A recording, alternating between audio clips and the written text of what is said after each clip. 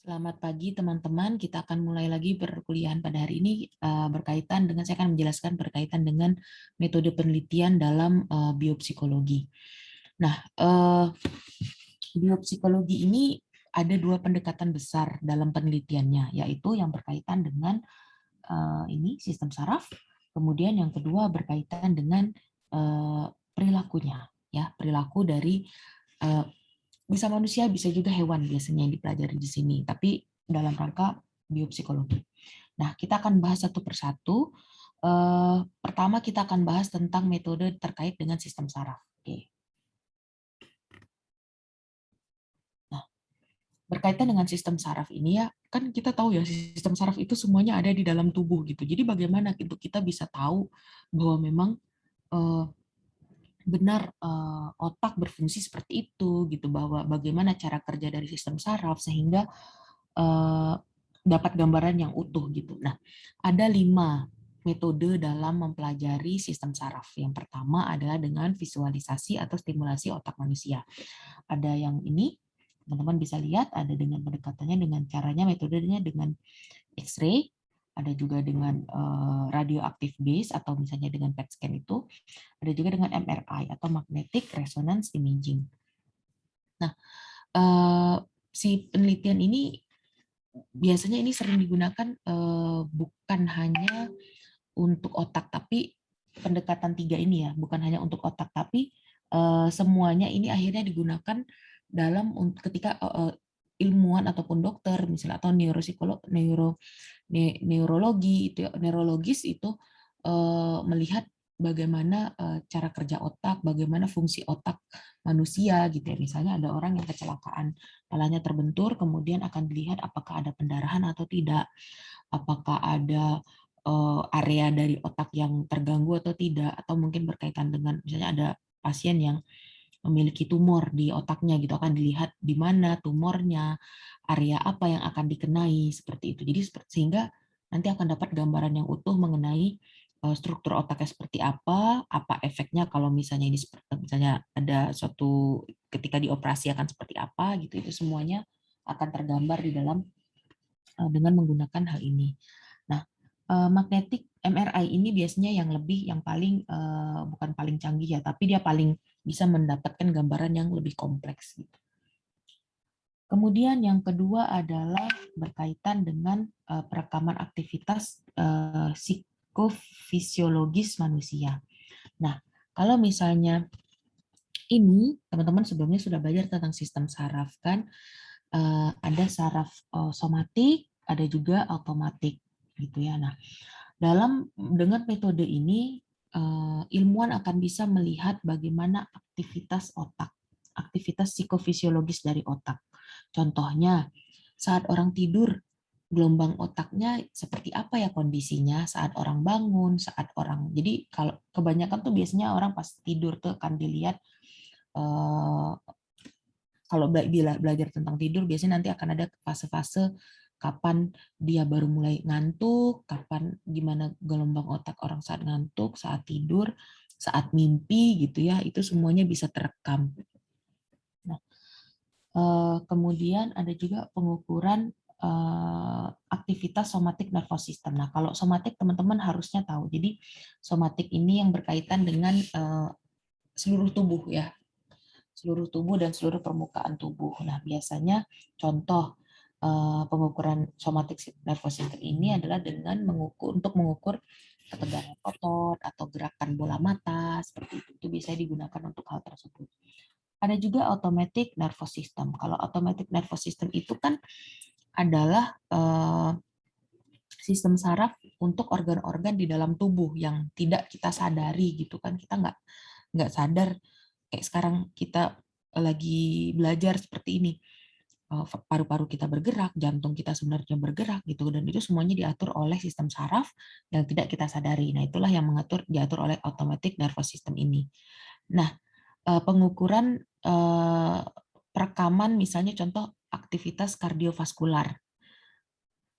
Gimana sih untuk melihat misalnya untuk melihat bagaimana gerak jantung, terus bagaimana tekanan darah, berapa volume darah yang dipompa oleh jantung, seperti itu. Nah, itu semua bisa terekam gitu ya dengan metode ini. Cara merekamnya macam-macam ini biasanya kalau untuk merekam hal tersebut.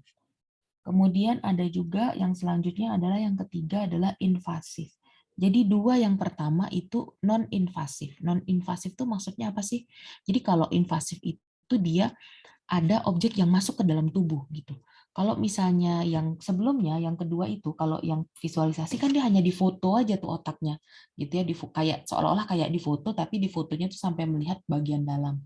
Kalau perekaman aktivitas ini juga biasanya ditempel apa ya kayak elektrod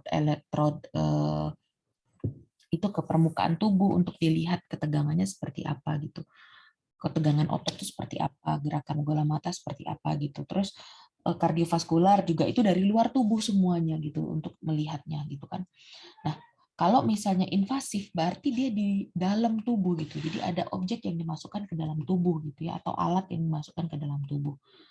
Invasif sendiri ini ada 4, ada yang stereotaxic surgery, ada lesion method, ada stimulasi elektrik, ada invasive electrophysiological recording. Nah, ada yang stereotaxic surgery ini jadi untuk melihat sampai ke bagian dalam dari otak. Jadi memang ada yang alat yang dimasukkan ke dalam otak untuk mendapatkan gambaran utuh dari otak. Jadi kayak untuk dapat apa ya untuk melihat seperti apa di kedalaman otak itu seperti apa gitu. Nah, kalau lesion method ini adalah dengan melihat bagian-bagian dari otak yang berfungsi atau tidak dan bagaimana efeknya. Lesion itu maksudnya per area gitu. Jadi ini contohnya ya kayak kita misalnya teman-teman main bongkar pasang lah gitu ya. Ada satu mainan yang itu bisa dibongkar pasang, misalnya Lego lah misalnya kayak gitu. Jadi atau mungkin misalnya bukan Lego ya, teman-teman punya suatu barang terus nanti dibongkar per bagian-bagian itu kan dipreteli untuk melihat mana yang jadi masalah. Biasanya montir lah gitu kalau terkait dengan mobil. Nanti akan disusun kembali misalnya seperti itu. Jadi lesion method itu mirip seperti itu. Jadi akan dilihat bagian-bagian otak yang mana yang berfungsi, mana yang tidak, dan bagaimana efeknya. Dan itu biasanya memang benar-benar kalau misalnya ada bagian otak yang di apa namanya yang di bukan disentuh ya, tapi maksudnya mungkin kayak distimulasi misalnya seperti itu akan seperti apa gitu. Ada juga stimulasi elektrik, kemudian ada juga invasive electrophysiological recording. Ini sebenarnya jujur kalau invasif ini saya agak sedikit bingung ya karena memang ini sangat medis sekali istilah-istilahnya gitu dan saya kurang mendalami hal ini. Selanjutnya yang keempat itu adalah metode penelitian dengan yang berkaitan dengan dengan farmasi adalah ada obat-obatan yang dilibatkan. Nah, misalnya ada itu ada macam-macam ada ini sebenarnya bukan ya contoh nih misalnya ya kalau ini obat-obatan itu macam-macam sebenarnya. Jadi ada obat yang ini bukan jenis ini bukan metode ya ini bukan metode tapi ini adalah bagaimana sih cara obat masuk ke dalam tubuh gitu ya. Ada yang caranya dengan pasien disuruh makan obatnya, ada yang langsung dimasukkan ke pembuluh darah misalnya seperti itu, ada yang harus masuknya itu ke jaringan lemak, ada yang langsung masuk ke bagian yang mana ke otot gitu. Jadi macam-macam sekali caranya obat itu masuk ke dalam tubuh. Nah, metodenya ada yang selective chemical lesions. Jadi ini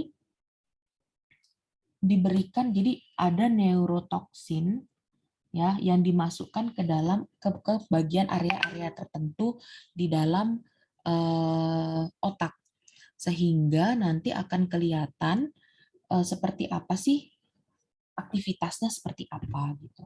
Kemudian juga ada untuk melihat diberikan obat untuk bisa melihat aktivitas kimiawi otak, kemudian juga untuk melihat untuk menemukan neurotransmitter dan reseptor dari otak itu seperti apa. Selanjutnya yang kelima adalah genetik. engineering gitu ya. Nah, genetic engineering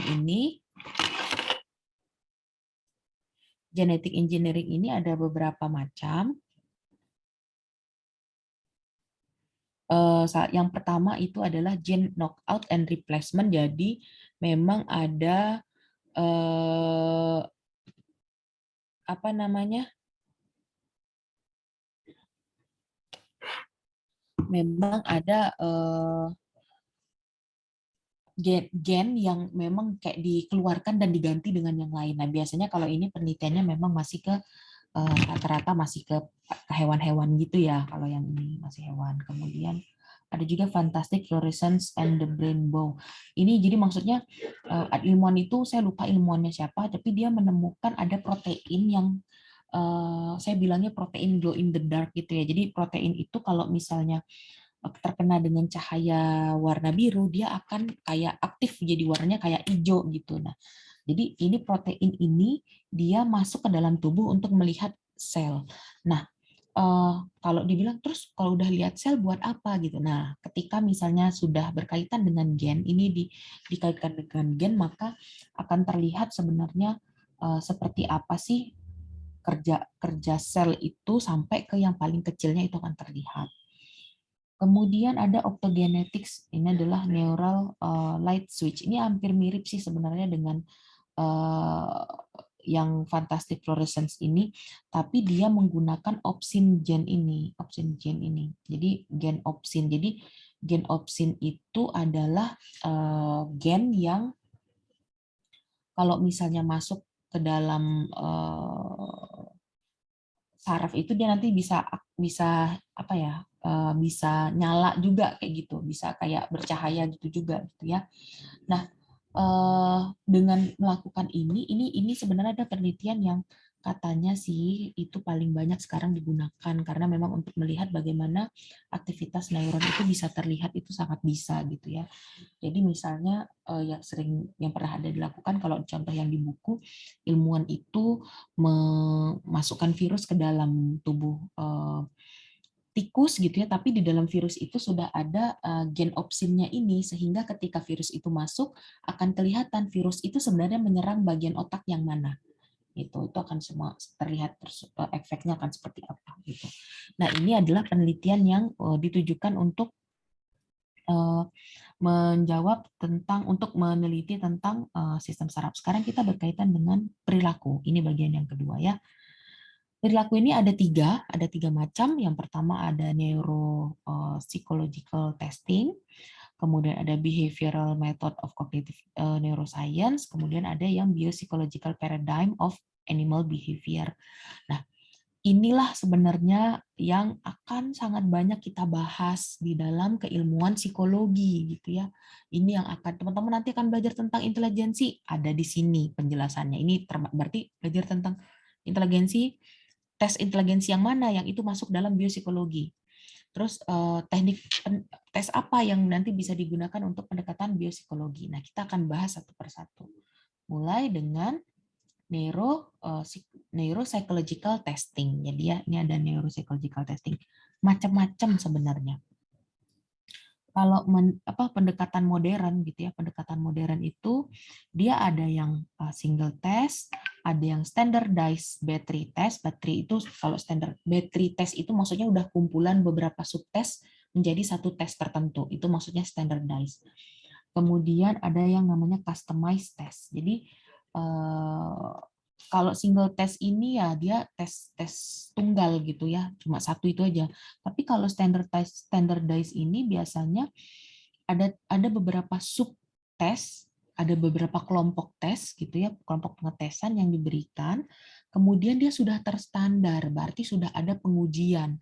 Dan ini berarti hasilnya akan lebih terpercaya gitu. Terus kemudian ada customized test. Customized test ini sifatnya lebih kayak dia biasanya umum dulu, nanti dari hasil tes itu akan seperti apa. Oh, kelihatan masalah di sini, baru nanti dari situ dites lagi. Kemudian nanti, oh ini juga bermasalah, baru nanti dites lagi hasil seperti apa. Itu customize. Jadi akan sangat bergantung dari si individunya itu gitu. Jadi dari si pasiennya itu gitu. Kemudian yang selanjutnya adalah common neuropsychological test. Ada common. Berarti tes-tes yang umum biasanya digunakan tuh apa aja sih? Oh, ada yang namanya untuk intelligence, ada tes untuk memori, ada tes untuk bahasa gitu ya, macam-macam gitu. Nah, kalau intelligence ini, kalau yang intelligence,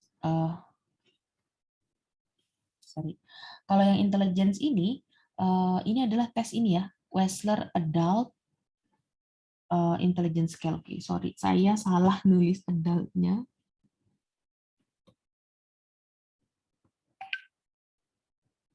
Oke, nah ini adalah nanti teman-teman akan belajar nih, namanya kalau belajar tentang tes inteligensi nanti ada di semester, saya lupa semester 3 atau semester 4, pasti akan belajar tes ini, tes WISE ini. Ini adalah tes yang benar-benar harus dikuasai oleh seorang sebenarnya kalau sekarang teman-teman lebih perkenalan di S1, nanti di S2 teman-teman akan lebih mendalami dan akan kelihatan bagaimana manfaat dari si tes WISE ini. Jadi tes WISE ini ada beberapa subtes di dalamnya, ada yang mempelajari tentang untuk mencari pemahaman individu, untuk memahami kemampuan individu untuk mengenal kata, atau misalnya pemahaman individu, keluasan wawasan dari individu, itu banyak sekali yang bisa dibahas di dalam Wechsler ini. Teman-teman kalau googling nanti boleh cari gitu ya. Kemudian ada juga yang sifatnya sebenarnya di dalam WISE ini juga ada mengukur memori dengan subtes namanya digit span gitu ya. Digit span.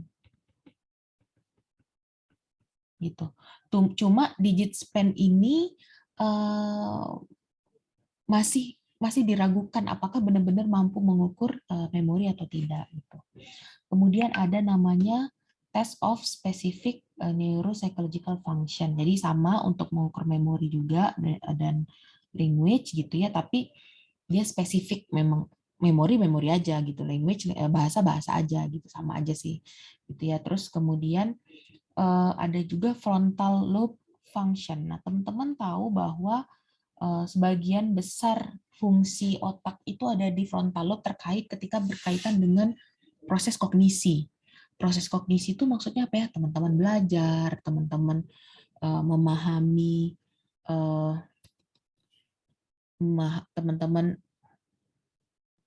teman-teman memahami apa namanya, suatu apa kayak reasoning. Kalau kalau misalnya seperti ini hasilnya seperti apa, bisa gitu. Jika begini maka bagaimana gitu. Nah, itu semuanya itu ada di frontal lobe function ini. Jadi ada tes-tes yang berkaitan dengan performance test. Jadi oke, saya balik dulu ke ini WISE. Jadi di WISE itu ada subtesnya, kan tadi saya bilang banyak ya. Ada subtes yang tujuannya adalah verbal. Jadi memang makna dari suatu kata misalnya gitu ya, terus similarity, kesamaan dari suatu kata tuh apa gitu, jadi menarik ide umum dari suatu dua kata yang berkaitan gitu ya. Jadi nanti kita akan berkaitan misalnya dengan kemampuan seseorang untuk menarik kesimpulan, mensintesa informasi. Nah, itu semuanya ada di situ gitu. Kalau performance memang kita harus melakukan sesuatu, misalnya ada blok desain. Jadi teman-teman nanti akan ada puzzle yang harus disusun, kemudian ada juga yang blok desain itu contoh kayak pola tertentu nanti. Nah, dengan blok itu kita akan susun blok itu mengikuti pola tersebut. Nah, itu biasanya itu saya bilang istilahnya adalah performance test. Nah, performance test ini kalau yang frontal lobe function ini biasanya menggunakan performance test, atau contoh lainnya adalah Wisconsin card sorting test. Jadi ada individu biasanya dikasih beberapa banyak kartu, kemudian kartu itu diminta untuk disusun dengan urutan tertentu gitu. Kemudian yang selanjutnya adalah behavioral method of cognitive neuroscience. Nah, behavioral method ini biasanya ini sebenarnya adalah penelitian yang dikaitkan dengan ketika menggunakan tadi MRI atau PET scan itu. Nah, jadi PET scan itu kan dia merekam semua aktivitas otak. Kebayang kalau misalnya semua aktivitas otak itu terekam kan, jadi tidak akan terlihat apa yang mau dilihat sebenarnya sama ilmuwan tersebut atau dokter gitu ya. Nah, jadi digabungkanlah dengan hal ini gitu. Jadi dengan behavioral method ini. Jadi misalnya ketika dilakukan MRI atau PET scan itu pasien itu diminta untuk melakukan aktivitas kognitif tertentu. Nah, misalnya kalau per image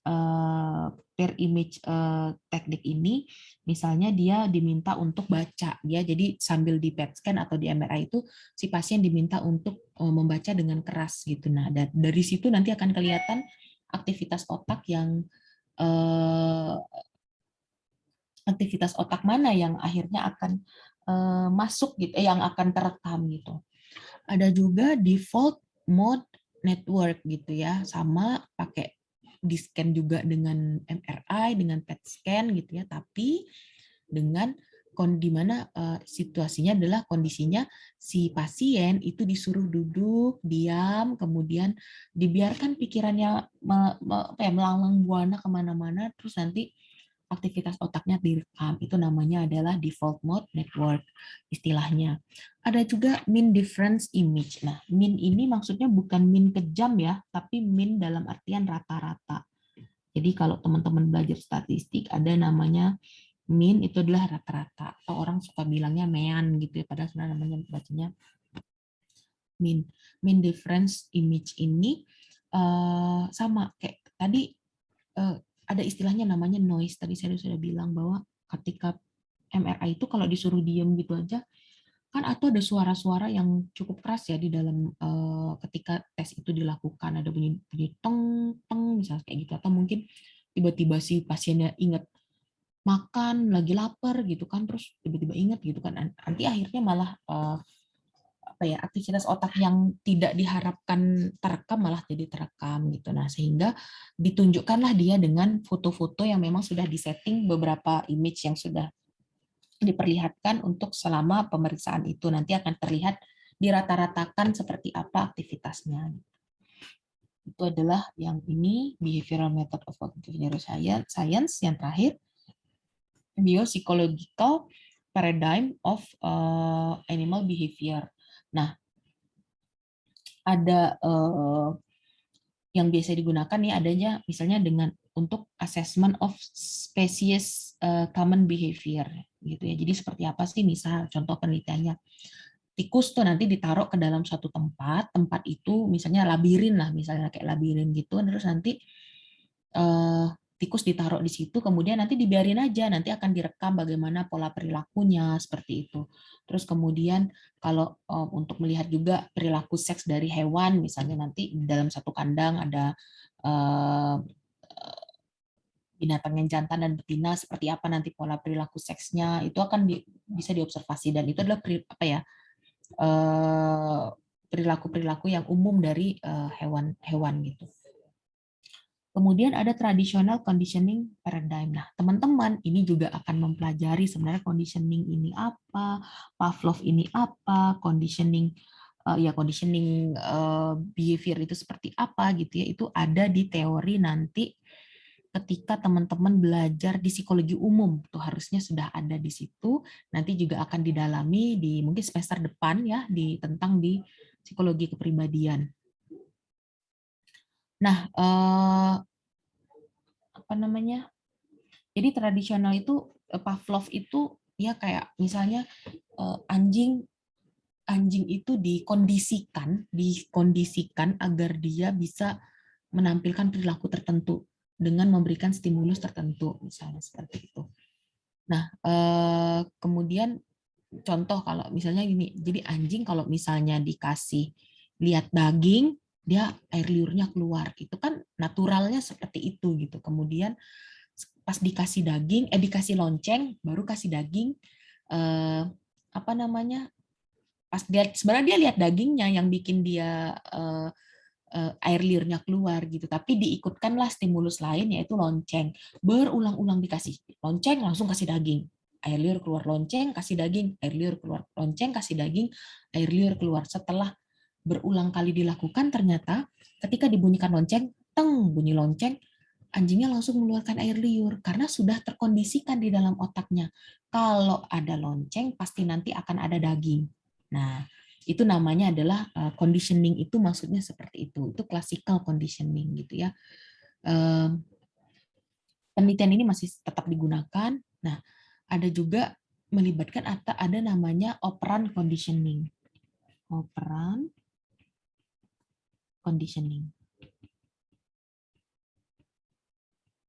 Nah, operant conditioning ini itu dia melibatkan aspek lain, maksudnya gini, ada penguatan, proses penguatan.